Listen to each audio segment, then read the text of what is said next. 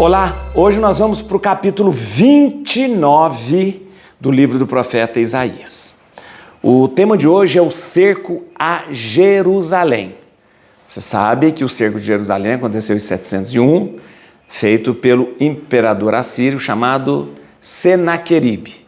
Esse cerco foi um cerco em que deixou Jerusalém sitiada por muito tempo. Embora Senaqueribe não tivesse sucesso no cerco, ele conseguiu muitas conquistas em Judá de outras cidades. Vamos nos localizar então. Nós estamos vivendo agora, nós estamos lendo agora um período que vai do capítulo 29 ao 33 sobre os oráculos, as profecias relativas referentes a Judá e Israel, ok? Nos capítulos anteriores nós tivemos os oráculos, as profecias em relação aos vizinhos. Depois nós entramos no Apocalipse de Isaías, que é com aquela linguagem apocalíptica, dizendo sobre tudo aquilo que iria acontecer se o povo se mantivesse infiel. Agora nós entramos, desde o 29 ao 33, sobre e referência sempre a Judá e Israel. Vamos lá, vamos entender uma coisa que é muito importante. Nós estamos vivendo agora o primeiro Isaías. O que é o primeiro Isaías? O primeiro Isaías vai do capítulo 1 ao capítulo 39 de Isaías, e é importante você lembrar que este é o período de atividade do profeta. É quando o profeta falava, quando o profeta interagia, e principalmente quando ele interagia a partir das ações do rei Acaz e Ezequias. Ok? Tá bom? Depois nós teremos o segundo Isaías, o terceiro Isaías, que de repente decorrem da escola de Isaías. Vamos lá?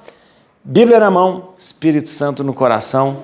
Hoje nós vamos ler o capítulo 29. Preste atenção, que é sobre o cerco de Jerusalém. Quero dizer uma coisa. Neste capítulo, nós temos uma parte, a partir do versículo 17, que é uma profecia messiânica. O que é messiânica? O que é messianismo?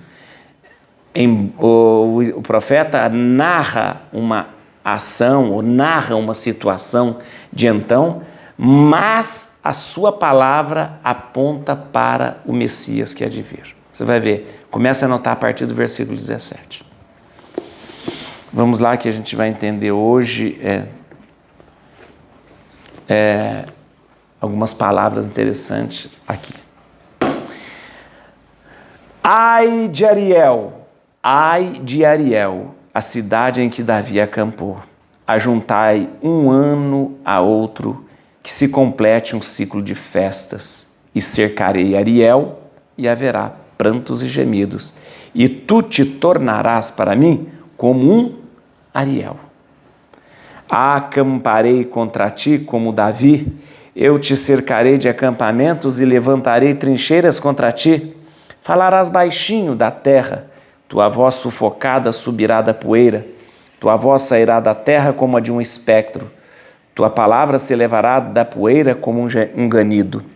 A multidão de teus inimigos será como a poeira fina, a multidão de teus soldados será como a palha que voa, pois de repente será visitada pelo Senhor dos Exércitos com forte trovão, tremor de terra e estrondos, tempestade, furacão e chamas de fogo devorador. Como se dissipa um sonho, uma visão noturna, assim se desvanecerá a multidão das nações que atacam Ariel, os acampamentos e as trincheiras daqueles que a sitiam. Isto acontecerá tal como acontece com o esfomeado, que sonha estar comendo e desperta com o estômago vazio, tal como o sequioso, que sonha estar bebendo e acorda fatigado pela sede. Assim será feito da multidão das nações que atacam a montanha de Sião.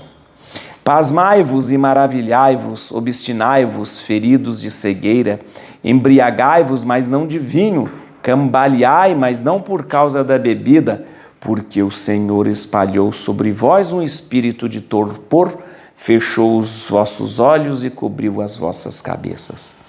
A revelação de todos esses acontecimentos permanece para vós como o texto de um livro selado. Quando o oferecem a um letrado pedindo que o leia, ele responde: não posso, o livro está selado. Se oferecem a um iletrado pedindo que o leia, ele responde: não sei ler. O Senhor disse: esse povo vem a mim apenas com palavras e me honra só com os lábios, enquanto o seu coração está longe de mim e o temor que ele me testemunha é convencional e rotineiro. Por isso, continuarei a tratar esse povo de modo tão estranho que a sabedoria dos espertalhões se perderá e a inteligência dos astutos desaparecerá. Ai daqueles que querem esconder do Senhor os seus desígnios, que fazem intrigas nas trevas e dizem: quem nos vê e quem nos conhece? Que perversidade a vossa! Pode se tratar como o barro o oleiro? Pode a obra dizer do artífice: ele nada me fez? Pode o pote dizer do oleiro: ele não entende nada disso? Agora entra aquela parte messiânica. Acaso dentro de muito pouco tempo não será o Líbano convertido em vergel e o vergel não passará por floresta? Naquele tempo, os surdos ouvirão as palavras de um livro e, livres da obscuridade das trevas, os olhos dos cegos verão. Os humildes encontrarão cada vez mais ventura no Senhor e os homens mais pobres, graças ao Santo de Israel, estarão jubilosos, pois não haverá mais tiranos, já terá desaparecido o cético e todos os que planejavam o mal serão exterminados. Os que por uma palavra acusam os outros, os que à porta procuram enganar o juiz e por um nada dizem o inocente perder sua causa. Por isso, eis o que disse o Senhor, o Deus da casa de Jacó, que resgatou Abraão. Daqui em diante Jacó não será mais confundido e seu rosto não mais empalidecerá. Porque quando virem nele minha obra, bendirão o meu nome, glorificarão o Santo de Jacó e temerão o Deus de Israel. Os espíritos desencaminhados aprenderão sabedoria e os que murmuravam receberão instrução. Muito bem, é um texto profético, portanto é um texto com bastante simbolismo. Eu quero que a gente entenda que o texto trata basicamente do cerco de Jerusalém. O cerco de Jerusalém, como eu disse anteriormente a você, ele acontece no ano 701 pela campanha feita pelo imperador assírio Senaqueribe.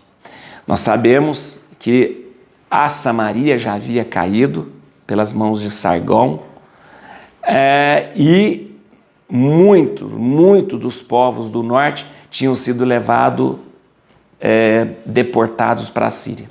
Mas o reino do sul resistia, mas a Síria temava em querer conquistar também o sul. Isso acontece quando o Senaqueribe, com sangue nos olhos, desce para querer conquistar todo o sul. Cerca Jerusalém, deixa Jerusalém sitiada, sofrendo muito, não consegue dominar Jerusalém, mas consegue muito êxito em outras cidades do sul, onde o Senaqueribe consegue conquistar muitas outras cidades e levar também muito povo deportado para a Síria. O que é importante lembrar aqui, o que o profeta quer dizer aqui?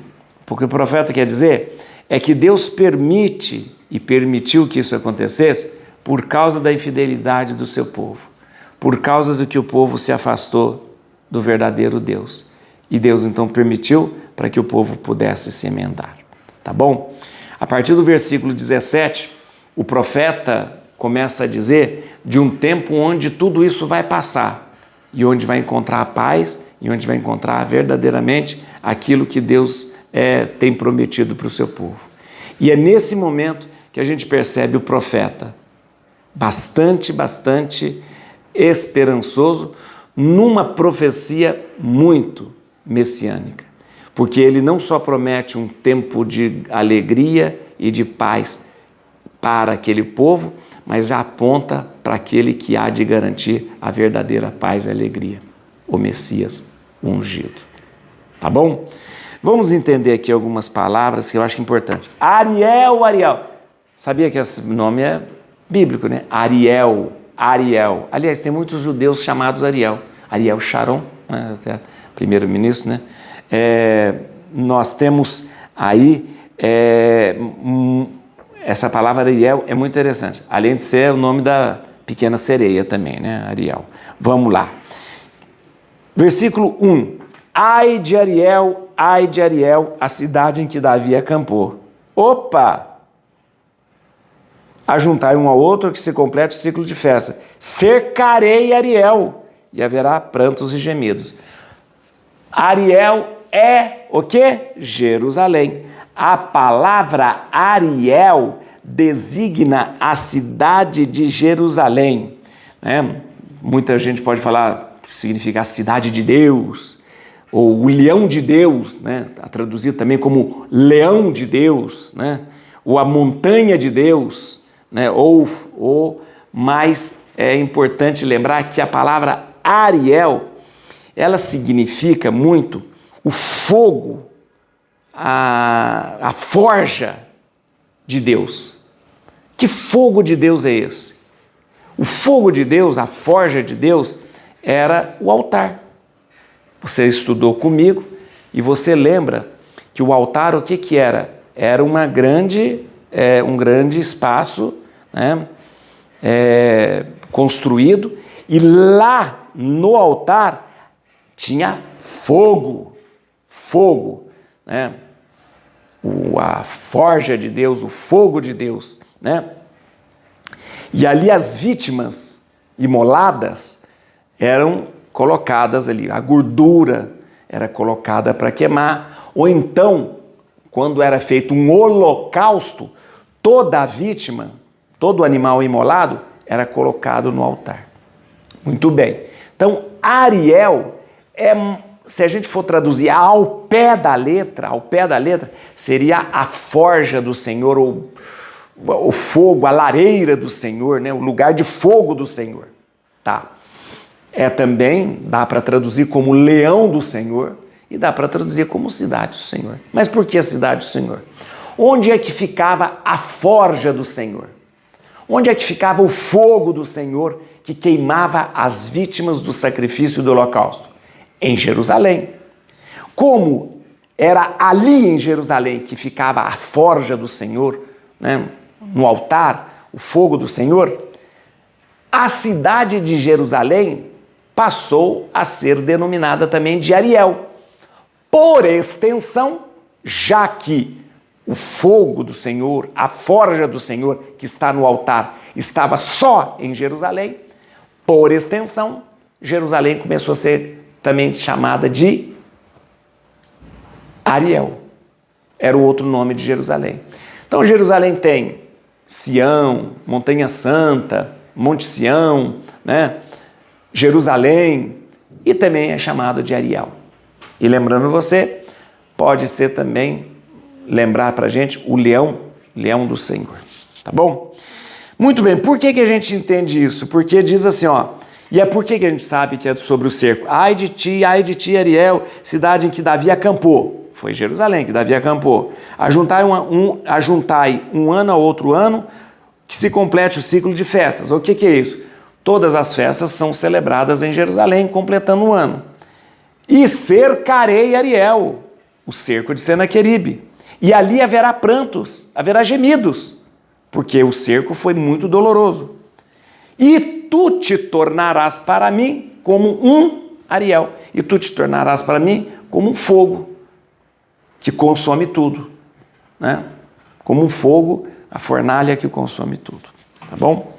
Versículo 2 é justamente aqui, Tu te tornarás para mim como um Ariel. Ou seja, você vai se tornar para mim como se fosse um grande lugar de fogo, uma forja em que as coisas serão consumidas, tá bom? Versículo 4 fala da humilhação de Jerusalém. Falarás baixinho da terra, tua voz sufocada subirá da poeira, tua voz sairá da terra como a de um espectro, tua palavra se elevará da poeira como um ganido. Isso aqui, quando você fala disso, você está falando da humilhação de alguém, a voz que não é ouvida, a voz baixinha. Então, isso aqui mostra a humilhação de Jerusalém. Jerusalém será humilhada pelo conquistador, No versículo 7, fala do cerco propriamente dito. Como se dissipa um sonho, uma visão noturna, assim se desvanecerá a multidão das nações que atacam Ariel, os acampamentos e as trincheiras daqueles que a sitiam. Fala no momento em que Jerusalém é sitiada. Tá. No versículo 11, tem uma figura de linguagem muito interessante. A revelação de todos esses acontecimentos permanece para vós como um texto de um livro selado. Como quando a oferece a um letrado pedindo que leia, ele responde, não posso, o livro está selado. Tá bom? Deixa eu explicar aqui como é que funciona. Isaías que diz, tudo que eu estou revelando para vocês, vocês não estão entendendo. Essas revelações que eu estou fazendo para vocês, está chegando a vocês como um livro selado. O que é um livro selado? O livro selado é um livro que não pode ser aberto. É um livro que não pode ser lido. Deixa eu te explicar como que funcionava a questão de documentação naquele tempo do profeta Isaías. Quando você fazia um documento jurídico, ou um rolo, um papiro, uma tabuinha, tal, você selava aquele documento, fechava e selava. Ele não podia ser aberto senão em condições especiais ou ocasiões especiais. Caso ele fosse aberto numa ocasião que não era aquela propícia, ele perdia o valor jurídico. Então, o que acontecia muitas vezes? O documento chegava para uma pessoa e a pessoa falava, o documento está selado, não posso abrir, porque ele deve ser aberto ou numa festa, ou ele deve ser aberto numa ocasião, ou ele deve ser aberto somente dentro do palácio, ou ele deve ser aberto na porta da cidade, não. Então, eu não posso abrir, porque se eu abrir e ler, perde a validade. Então, Isaías estava falando, as minhas revelações estão chegando a você como se fosse um livro selado. Ninguém pode abrir para ler, ninguém está lendo, ninguém está se importando, ninguém está levando a sério, ninguém está acreditando. Parece até um livro selado que a pessoa não pode abrir. Né? Ainda continuando, só como a título de curiosidade para você, muitas vezes chegava um documento selado para alguém e a pessoa fala, está selado, não posso abrir.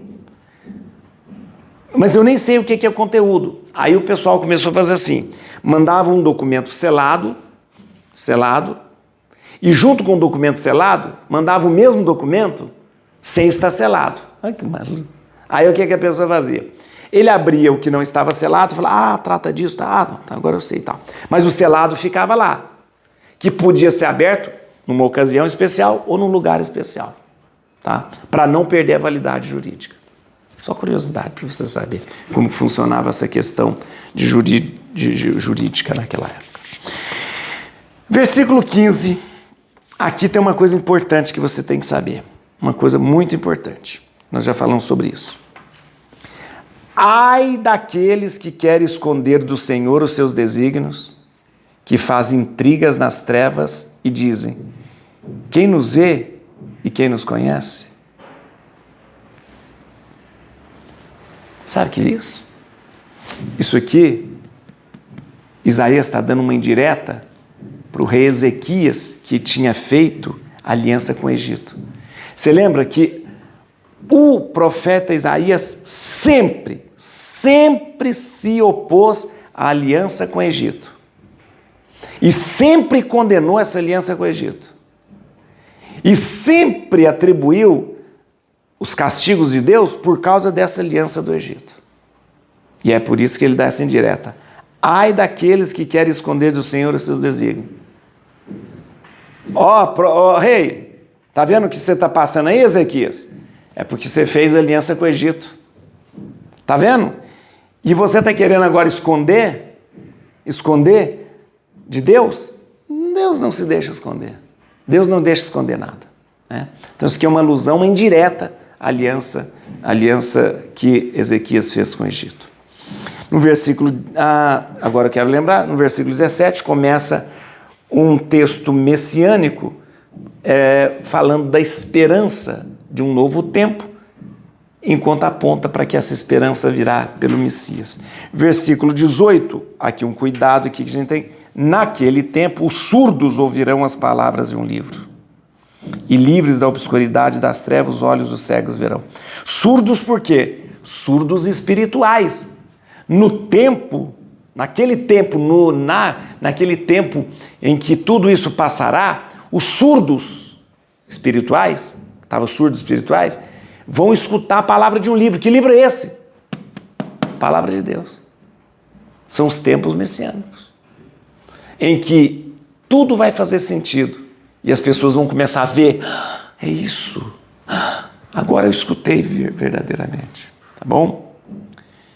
E assim você vai perceber que o profeta Isaías traz pra gente aquilo que deverá acontecer: o cerco de Senaqueribe, a derrocada de Jerusalém, o momento triste em que o povo passa por aquela situação, né? Mas Isaías traz a esperança de um Deus que não abandona seu povo, mas principalmente um Deus que tem para nós prometido algo essencial para a nossa vida, existência e felicidade: aquele que há de vir. Isaías já olha lá para frente, no próprio Jesus, aquele que é, que sempre foi e sempre será. Et cruce in Domine, fugit partes adversa, veti tele detribiuda, radix David. Aleluia.